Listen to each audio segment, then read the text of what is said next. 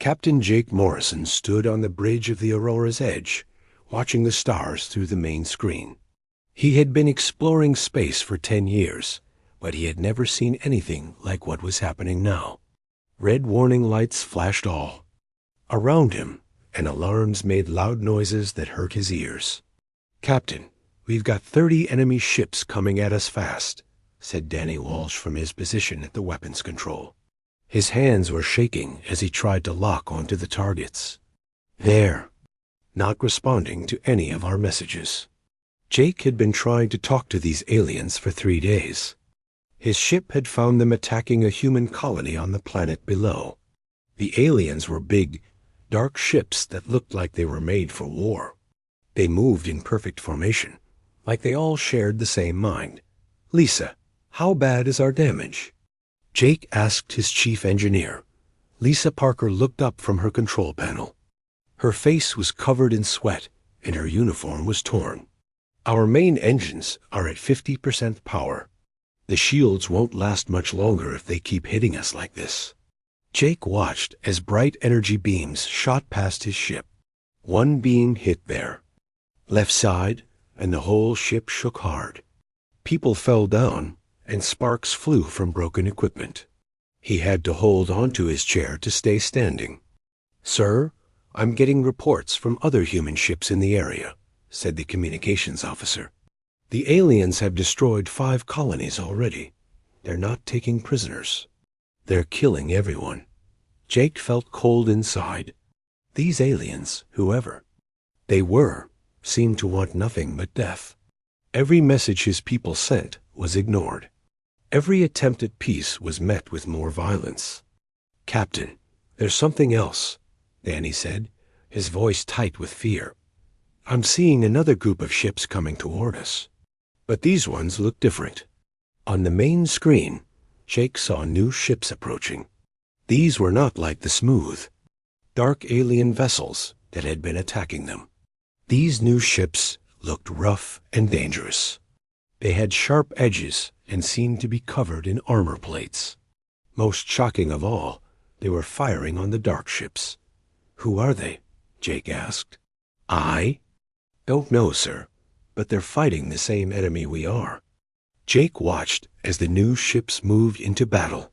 They fought in a way he had never seen before. Instead of staying at a safe distance and firing energy weapons, these ships got close to their enemies. Some of them actually crashed into the dark. Alien ships on purpose, exploding in huge balls of fire. "My God," Lisa whispered, "they're ramming them." The battle was brutal. Jake could see small figures jumping from one ship to another. Through his ship's cameras, he got a better look at these new fighters. His blood went cold. They were huge creatures, maybe 8 feet tall, covered in thick scales. They had long claws on their hands and feet, and their mouths were full of sharp teeth. When they moved, they looked like giant lizards that had learned to walk on 2 legs. But the most frightening thing about them was how they fought. They tore into their enemies with their bare hands and teeth. Jake watched in horror as one of these creatures bit off the head of a dark alien, then roared in victory. Green blood covered its face and claws. "Captain, the big aliens are trying to talk to us," the communications officer said. His voice was shaking. "Put them on screen." The face that appeared on Jake's screen was the stuff of nightmares. The creature had yellow eyes, a mouth full of razor-sharp teeth, and scars all over its scaled face. When it spoke, its voice was deep and rough, like rocks grinding together.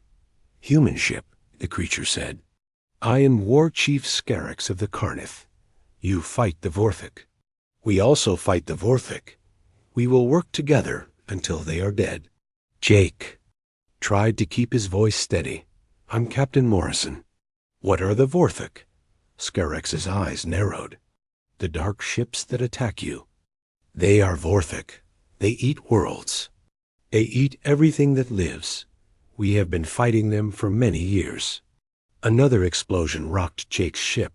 The Vorthik were still attacking, and his shields were almost gone. "Captain," Danny called out.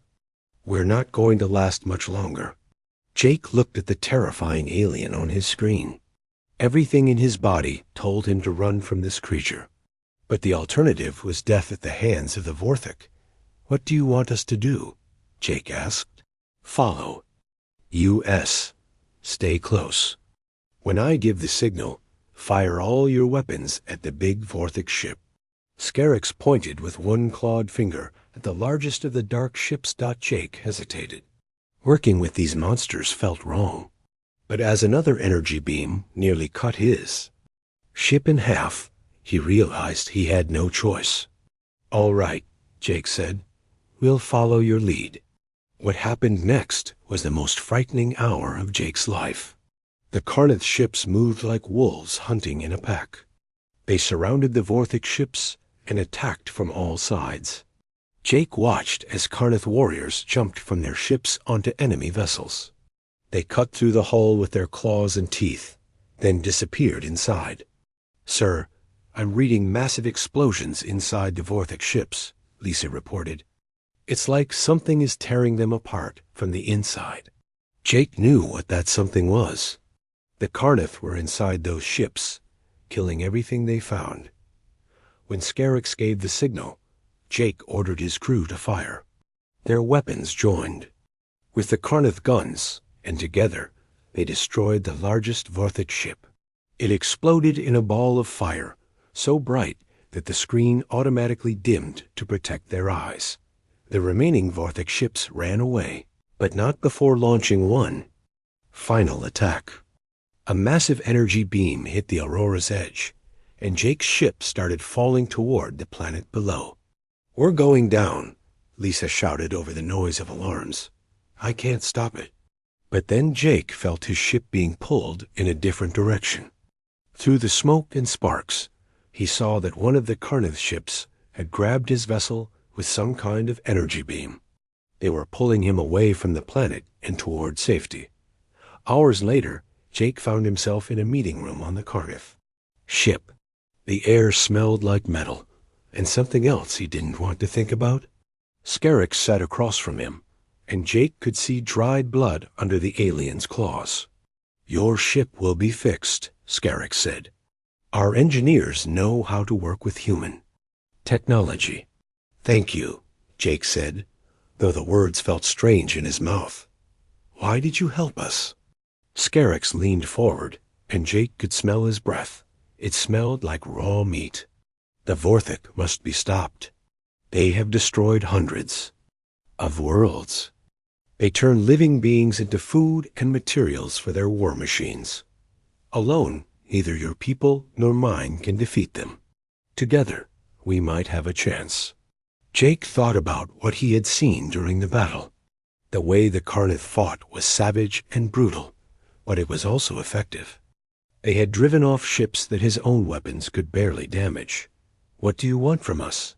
Jake asked. "Your ships are fast, and your weapons are accurate. Your people think in ways that are useful, but you are weak in close combat. We are strong in battle, but our ships are slow and our weapons are simple. Together, we can kill Vorthik better than either of us can alone." Jake looked at this monster who was offering to be his ally.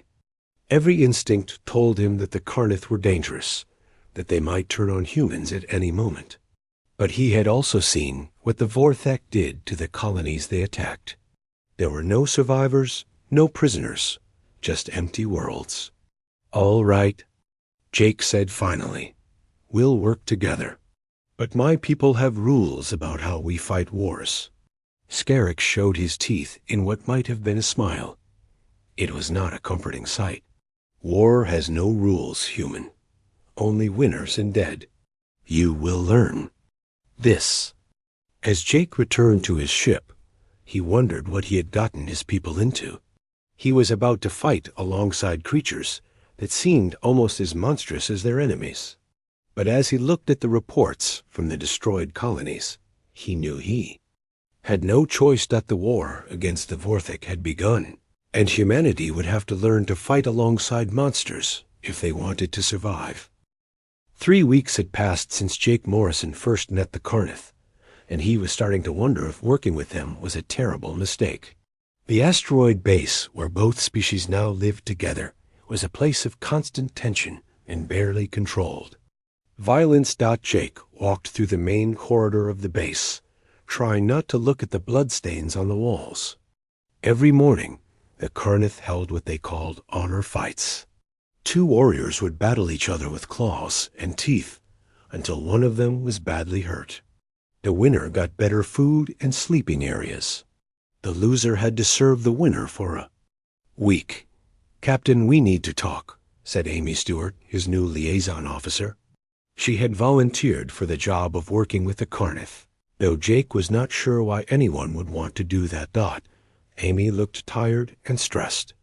Her uniform was torn in several places, and she had a bandage on her left arm, but her eyes were determined. "What happened to your arm?" Jake asked. "I tried to stop a fight between 2 Carnith warriors. One of them scratched me when I got too close, but I think I'm starting to understand how their society works." They walked into Jake's office, which was really just a small room with a desk and 2 chairs. Through the window, Jake could see Carnith warriors practicing with their weapons. In the main area of the base, they moved like deadly dancers, their claws flashing in the artificial light. "Tell me what you've learned," Jake said. Amy sat down and pulled out a notebook. "The Carnith don't think like us at all. Everything they do is about proving who is strongest. They eat their food raw because they think cooking makes you weak. They sleep on hard metal floors because soft beds are for weaklings. And they settle every disagreement by fighting." "That sounds like a recipe for chaos," Jake said. "That's what I thought too, but it's not. They have very strict rules about their fights. No weapons, no killing, unless it's a challenge for leadership. And the loser has to accept the result without complaining. It's brutal, but it works for them." Jake watched as a group of human engineers tried to work on a broken Carnith weapon. The Carnith warriors stood around them, making comments in their rough language. Even though they were not fighting, Jake could see the tension in their bodies. They were always ready for violence. "The real problem," Amy continued, "is that they think we're pathetic. Yesterday, I saw a Carnith warrior laugh at one of our soldiers because he used a fork to eat his food. They think our tools make us weak. But we're useful to them," Jake said. "Our technology, our tactics. Yes, but they don't respect us, and that's dangerous. Scarix told me that in Carnith culture, if you don't respect someone, you can take anything you want from them, including their lives." A loud alarm suddenly filled the air. Jake jumped up and ran to the command center, with Amy right behind him. Danny Walsh was already at his station, looking at the sensor readings. "Captain, we've got 15 Vorthic ships approaching fast," Danny said. "They'll be here in 20 minutes. Jake felt his stomach drop. The base's defenses were not finished yet. Half of their weapons were still being repaired, and many of the human crew were not ready for battle. Scarix appeared in the command center, moving with the silent grace that all Carnith possessed. His yellow eyes looked at the sensor display, and his lips pulled back to show his sharp teeth. "Good," Scarix said. "A proper fight." "We're not ready," Jake said. "Our weapons are not all working, and our people need more time to prepare." Scarix turned to look at Jake, and for a moment, Jake thought the alien might attack him. But instead, Scarix made a sound that might have been laughter. Humans always want more time. Time to think, time to plan, time to prepare. But war does not wait for you to be ready. The next 20 minutes were chaos.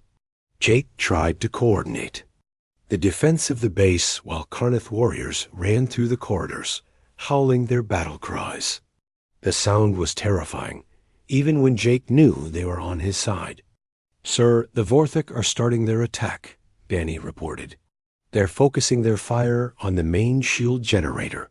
Through the command center's windows, Jake could see the battle beginning. Vorthic ships moved in perfect formation, their dark hulls reflecting the light of their own weapons. They fired in coordinated patterns, each beam of energy hitting exactly where it would do the most damage. But the Karnath ships fought back in a completely different way. They broke formation immediately and scattered in all directions. Each ship seemed to fight on its own, with no coordination at all. "They're going to get themselves killed," Lisa Parker said. She was working at an engineering station, trying to keep the base's power systems running. "They have no plan at all." Jake watched as one Karnath ship charged straight at 3 Vorthic vessels. It looked like suicide, but at the last moment, the Karnath ship spun around and fired all its weapons at once. One of the Vorthic ships exploded, and the Karnath ship flew through the debris, already looking for its next target. "Amy, can you talk to Scarix?" Jake asked. "We need to coordinate our attacks." Amy tried to contact the Karnath leader, but Scarix was already in his own ship, leading the attack. His voice came through the communication system, but he was speaking in the Karnath language. All Jake could understand were the sounds of rage and bloodlust. "Captain, our shields are down to 30%, Danny reported. "If they keep hitting us like this, we won't last long." Jake made a decision that he hoped he would not regret. "Danny, target the biggest Vorthic ship. Lisa, I need you to overload our main weapons. Give me everything we've got." "Sir, if I overload the weapons, we might not be able to fire them again," Lisa warned. "Then we better make this shot count." Jake watched as his ship's main gun charged with more power than it was designed to handle. Sparks flew from control panels, and the lights dimmed as all the ship's energy was directed to the weapon. Yet at the same moment, Jake saw something that surprised him. 3 Karnath ships had somehow positioned themselves around the same Vorthic vessel that Jake was targeting. They were not talking to each other, but they seemed to know exactly what the others were doing. "Fire!"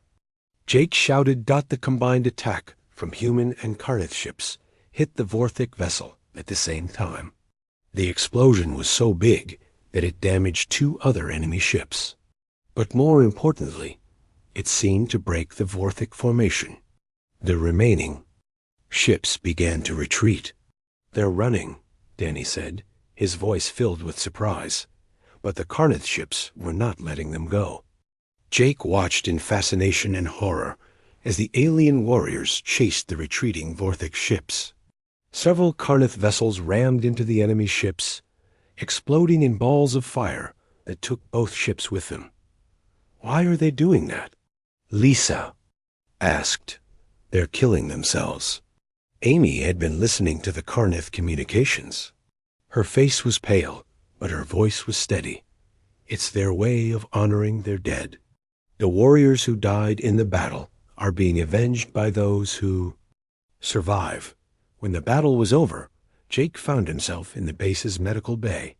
Human and Karnath wounded were being treated side by side, though the differences between the species made treatment difficult. Dr. Patricia Lane was working on a Karnath warrior whose arm had been nearly cut off by a Vorthic energy weapon. The alien was conscious and alert, but he was not making any sounds of pain. "Don't they feel pain?" Jake asked. "Oh, they feel it," Dr. Lane said without looking up from her work. "But showing pain is considered shameful in their culture. This warrior has been awake for the entire surgery, and he hasn't made a sound." Jake watched as the doctor used human medical equipment to treat the alien's wounds.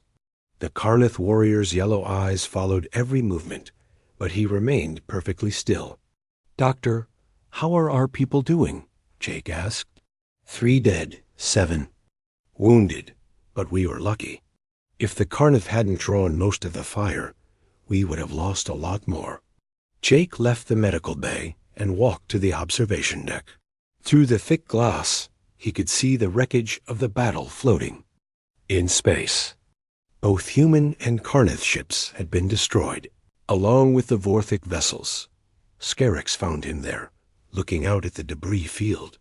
The Carnith leader had a fresh scar across his face, but he seemed pleased with the battle's outcome. "Your people fought well," Scarix said. "Better than I expected." "Your people saved us," Jake replied. "We couldn't have won without you." Scarix was quiet for a moment. Then he said something that surprised Jake. "Your people think differently than us. When we fight with fury and strength. But your people fight with planning and patience. Today, when you charged your weapon and waited for the right moment, that was not human weakness. That was human strength." Jake looked at the alien warrior beside him. "And your people's willingness to sacrifice themselves for victory is not just savage brutality. It's a different kind of courage, perhaps," Scarix said. "But do not mistake this for friendship, human. We work together because we must. When the Vorthik are defeated, we may become enemies again." "I understand," Jake said. "But until then, we fight as one." Scarix showed his teeth in what Jake was learning to recognize as approval. "Yes, until then, we are brothers in war." As Jake watched the alien leader walk away, he realized that something had changed during the battle. The humans and Carnith were beginning to understand each other, not as friends, but as warriors who shared a common enemy. 2 months into the alliance, Jake Morrison discovered what the Vorthik really did to their prisoners. The knowledge changed everything he thought he knew about war. The rescue mission had started like any other. Intelligence reports showed a Vorthik processing station in the Helios system, where survivors from destroyed colonies might still be alive.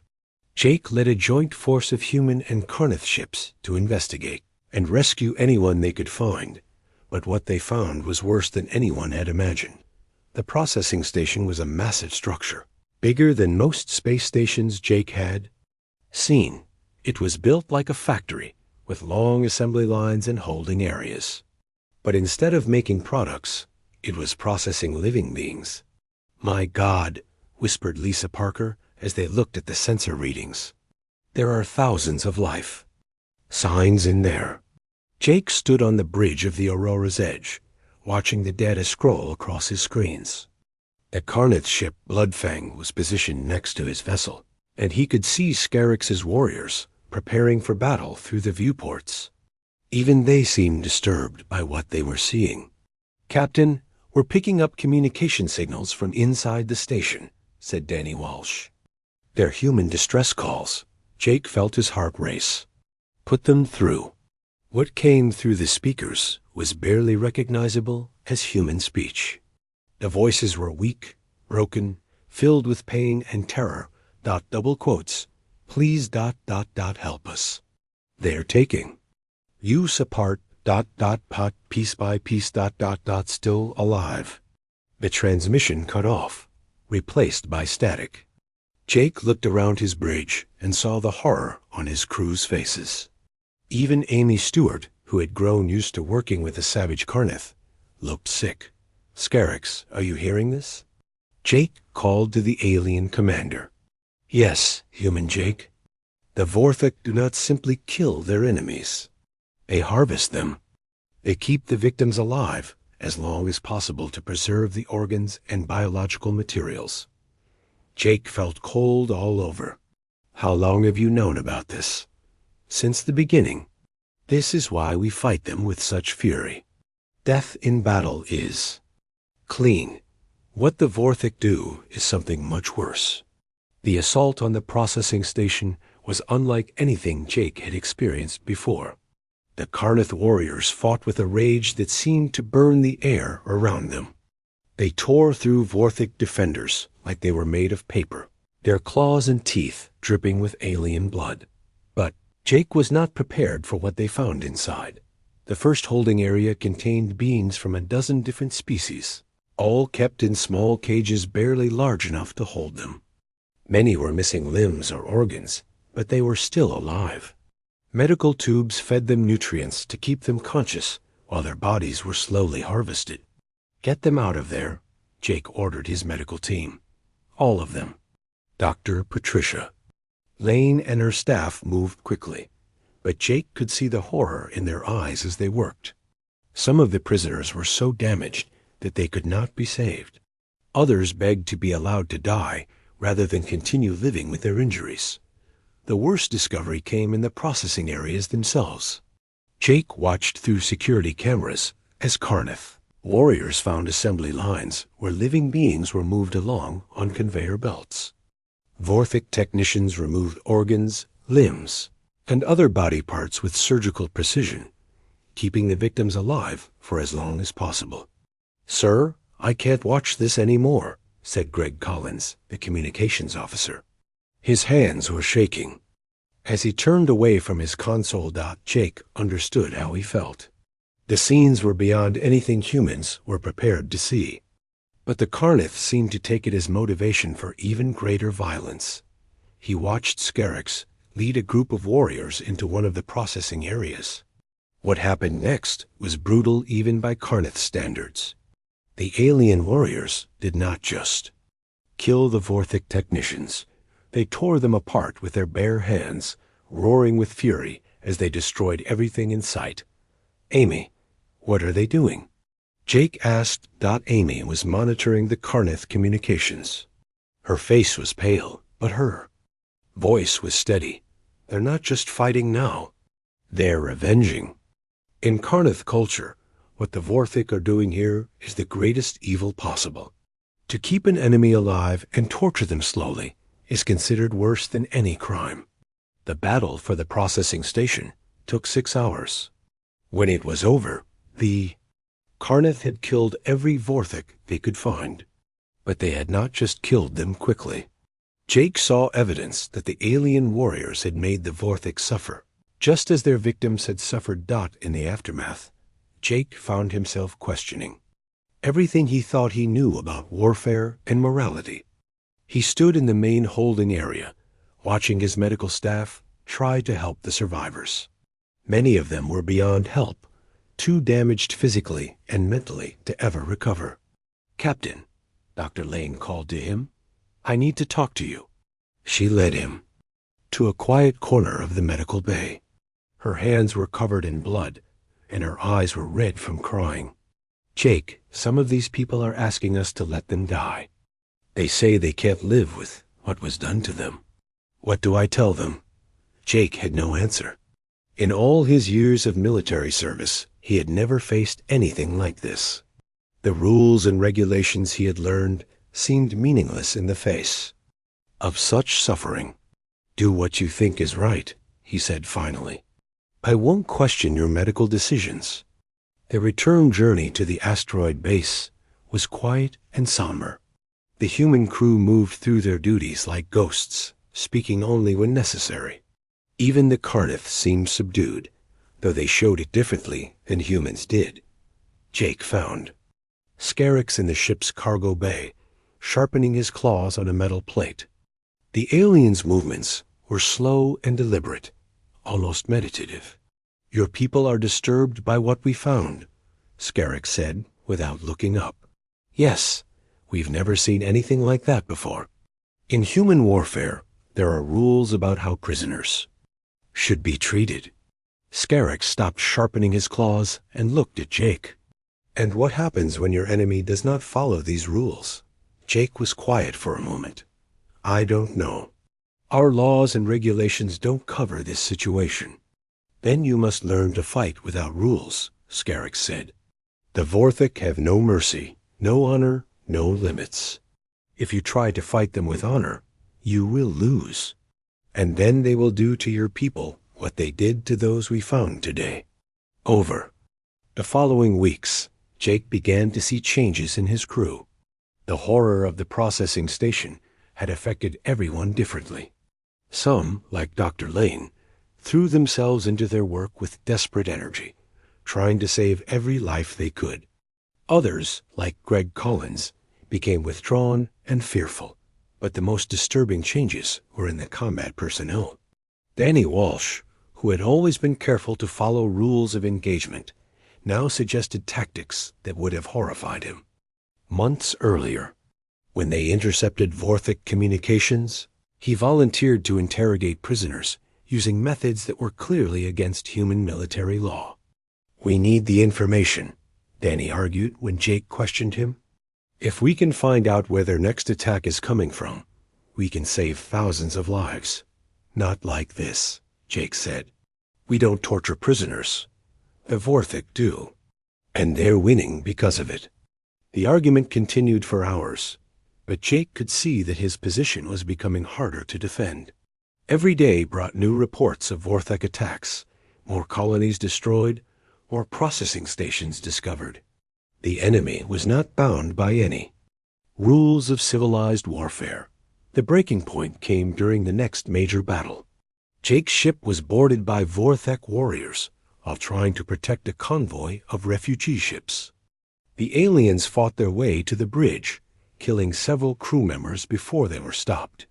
Jake found himself face to face with a Vorthik warrior in his own command center.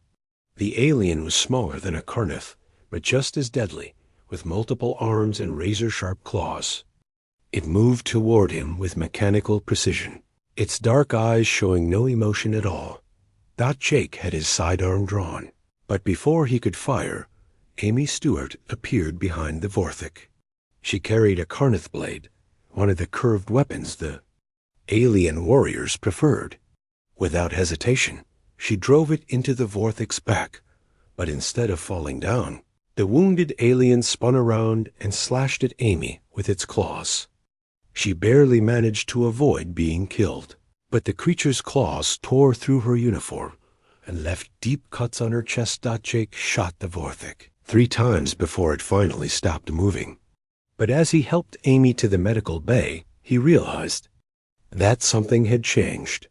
His liaison officer, who had been working so hard to understand and cooperate with the Carnith, had just used their weapons and their tactics to save his life. "Amy, why did you use the blade instead of your phaser?" Jake asked as Dr. Lane treated her wounds. "Because I've been watching how the Carnith fight," she said. "They don't waste time thinking about the best way to kill an enemy. They just do. Whatever works." Later that night, Jake stood alone in his quarters, looking at reports from the battle. 15 crew members were dead, and twice that number were wounded. But they had saved the refugee convoy, and the information they had gathered would help plan future operations. He thought about what Scarix had told him about fighting without rules. The Carnith way of warfare was brutal and savage, but it was effective. His own people were starting to adopt similar methods, and Jake was not sure if that was a good thing or a necessary thing. A soft knock on his door interrupted his thoughts. Amy entered, her chest wrapped in bandages, but her eyes clear and determined. The final Vorthik offensive began 3 months later, and Jake Morrison knew they were all going to die. Intelligence reports showed over 3,000 Vorthik ships massing at the edge of known space. It was the largest fleet anyone had ever seen, bigger than all human and Carnith forces combined. The enemy was done playing games. They were coming to finish the war once and for all. Jake stood in the command center of the asteroid base, looking at tactical displays that told the same story over and over again. They were outnumbered 10 to 1. Their weapons were running low on ammunition. Half their ships were damaged from months of constant fighting. "Sir, we're receiving messages from Carnith High Command," said Amy Stewart. She had returned to duty. Despite her injuries, though, Jake noticed she now carried a Carnith blade alongside her human weapons. "They want to know if we're going to surrender." "What did you tell them?" Jake asked. "I told them that humans don't know how to surrender." Jake almost smiled at that. It was not entirely true, but it was close enough. In the months since the processing station, his people had changed in ways he was still trying to understand. They fought harder, thought faster, and refused to give up even in impossible situations. "Captain, I'm getting reports from our scout ships," Danny Walsh called. "Out." His voice was different now, harder and colder than it had been at the beginning of the war. The Vorthik fleet is moving. They'll be here in 18 hours. 18 hours to live. Jake had always wondered how he would spend his last day, but he never imagined it would be like this. Around him, his crew worked at their stations with calm efficiency. No one was panicking. No one was crying.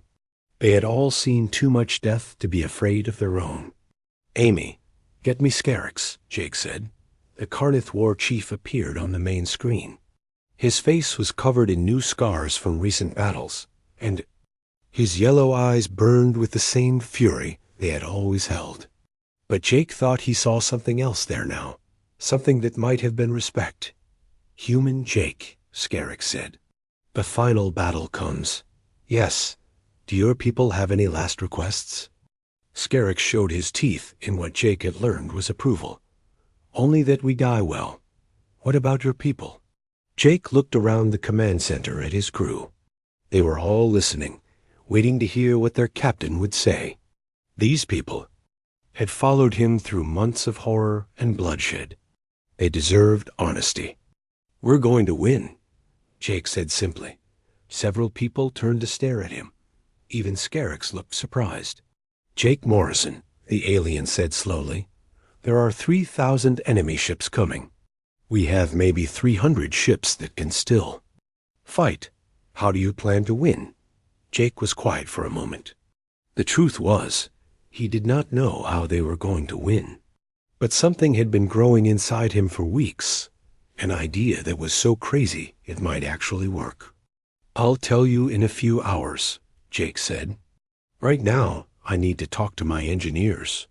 Jake found Lisa Parker in the main engineering section, working on what looked like a collection of spare parts and broken equipment. She had dark circles under her eyes, and her hands were permanently stained with grease and chemicals. But she looked up when Jake approached. "Captain, if you're here to ask me to fix another impossible problem, I might have to shoot you," she said. But she was smiling when she said it. "Actually, I need you to build something that's never been built before," Jake said. "Something that probably can't be built." Lisa wiped her hands on a dirty rag and gave Jake her full attention. "What do you need?" "I need you to turn a star into a weapon." The silence that followed was so complete that Jake could hear the air recycling systems humming in the walls. Lisa stared at him for a long moment, then started laughing. "A star," she said. "You want me to weaponize a star?" "The Vorthik fleet is going to gather in the Centros system for their final attack. Centros has a red giant star that's already unstable. If we could find a way to trigger a controlled solar flare, directed at the fleet ... we'd kill everything in the system," Lisa finished, "including ourselves. Not if we're far enough away when it happens." Lisa was quiet for several minutes, thinking. Jake could almost see her mind working through the technical problems. Finally, she spoke. "It's impossible with human technology alone. But if we combined our systems with Karnath engineering and some of the Vorthik equipment, we've captured ...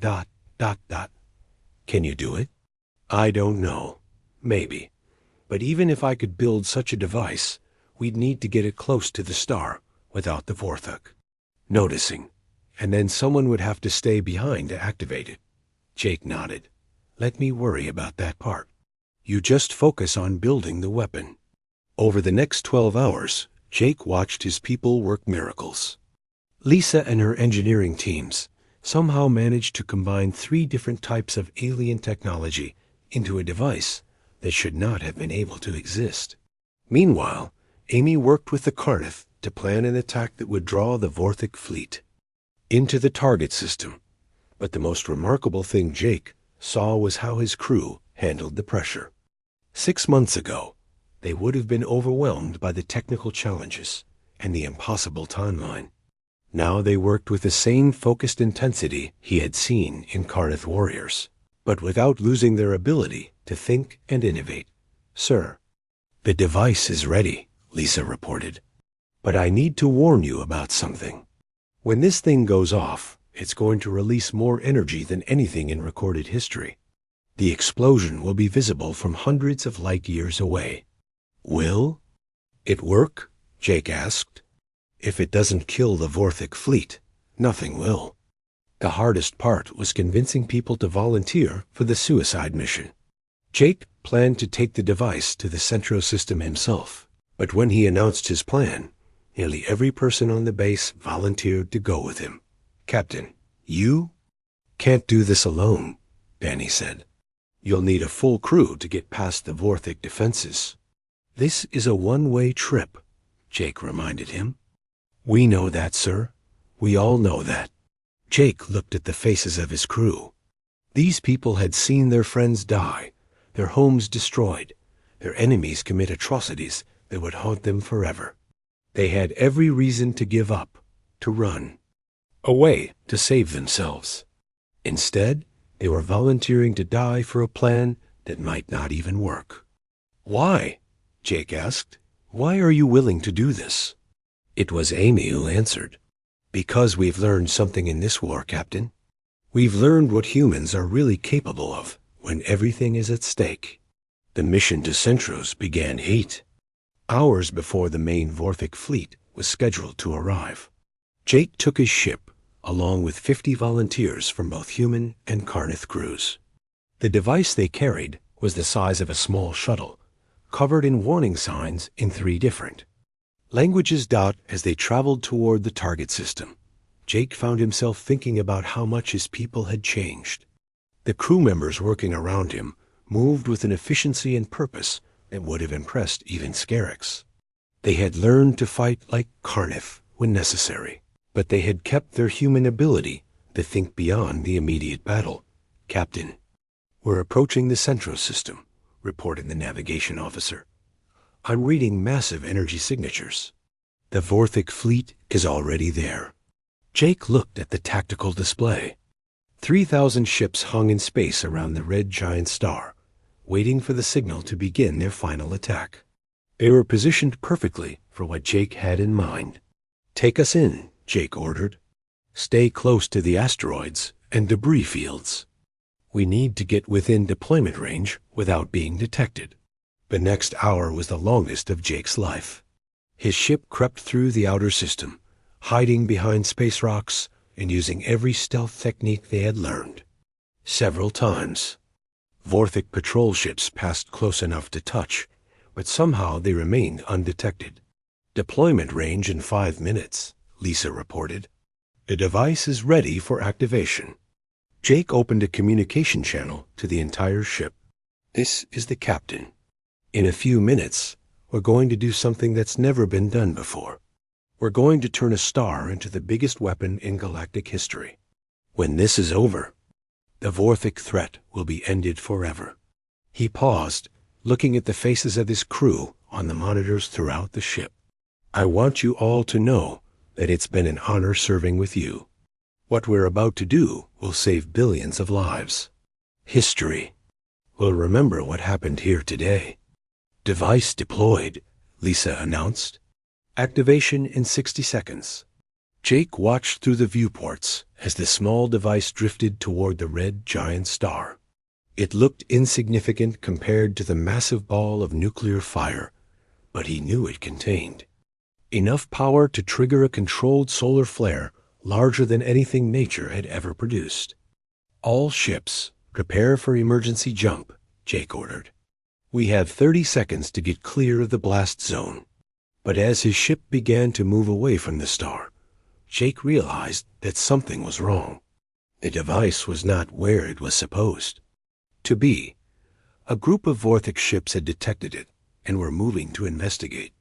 Sir, they're going to stop the device before it can activate. Danny reported. Jake made a decision that surprised even himself. Instead of running away, he turned his ship toward the enemy vessels. All weapons, target those ships. We're going to clear a path for the device. What happened next showed Jake something about humanity that he had never understood before. His crew, faced with certain death, did not hesitate or panic. Jake Morrison opened his eyes and was surprised to be alive. The Aurora's edge was drifting in space. its hull cracked and burning in several places. Emergency lights flickered throughout the ship, and the air tasted like smoke and metal. But they were alive, and that was more than Jake had expected when the star weapon activated. "Captain," Lisa Parker's voice came through the damaged communication system. "We're picking up readings from the Centro system." Jake pulled himself up from the floor where the explosion had thrown him.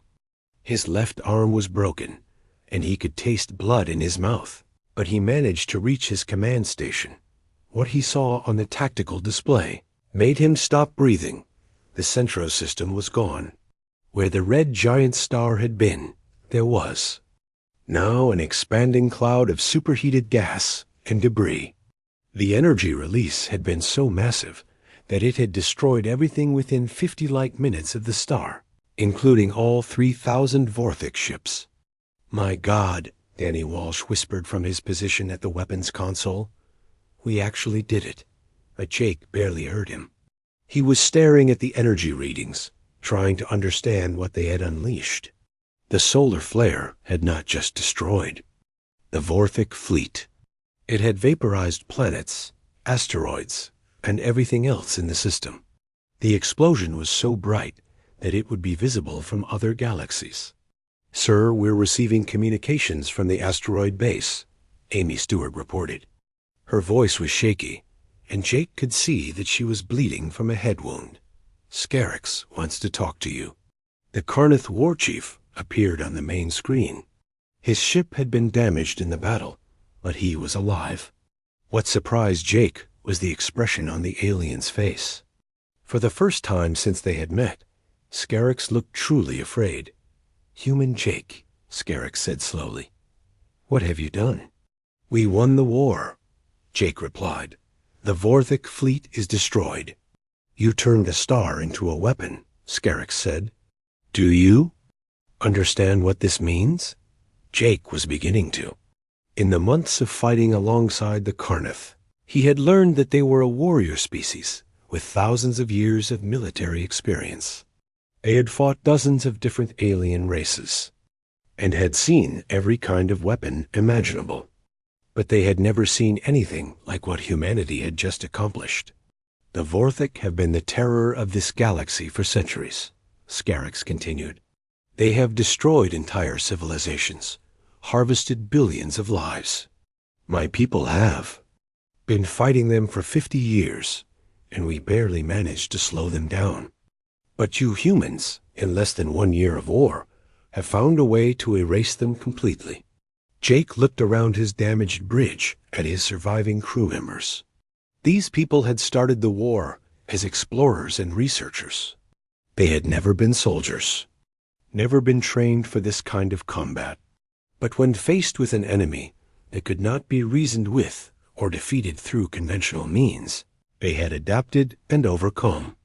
"How many of our people survived?" Jake asked Amy. "We lost 40 ships in the final battle," she reported. "But the suicide mission saved everyone else. The Vorthik never had a chance to begin their main attack." Jake felt a mix of sadness and pride. 40 ships meant hundreds of crew members who had died to make the victory possible. But their sacrifice had saved not just human colonies, but every inhabited world in the galaxy got over the next few days, as rescue ships arrived and the HFY wounded were treated. Jake began to understand the full impact of what they had accomplished. Reports came in from across known space.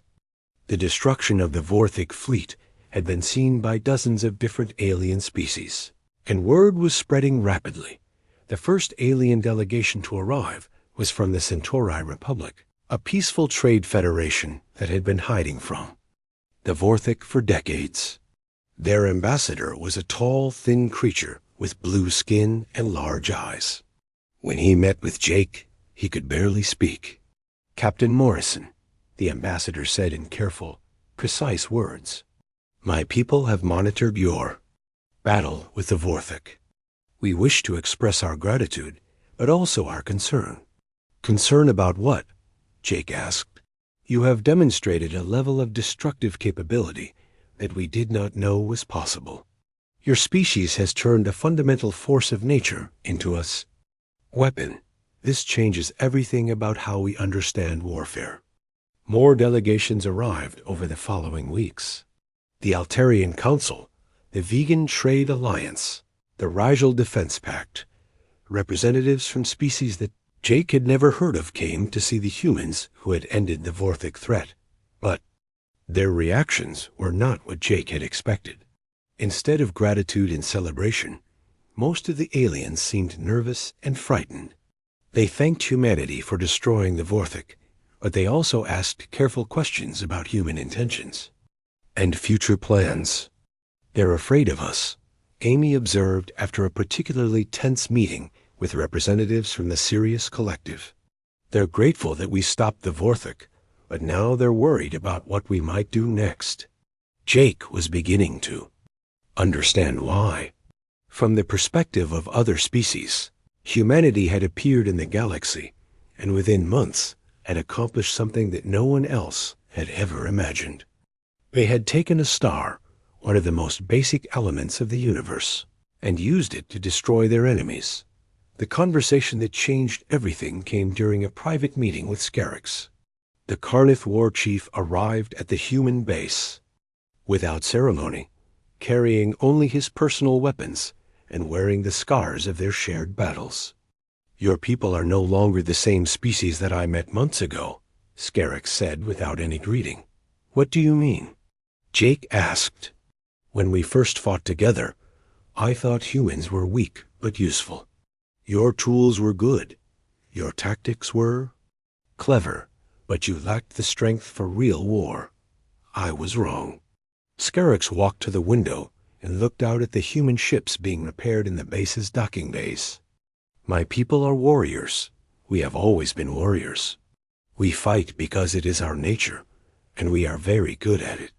But we fight within limits. We understand that some weapons are too dangerous to use, some tactics too destructive to employ." He turned back to Jake, and his yellow eyes were serious. "But your people have no such limits. When survival was at stake, you found a way to weaponize a star. You turned the very forces that create life in the universe into an instrument of death, and you did it without hesitation." "We did what was necessary to stop the Vorthic," Jake said. "Yes, and that is what makes your species so dangerous. You will do whatever is necessary.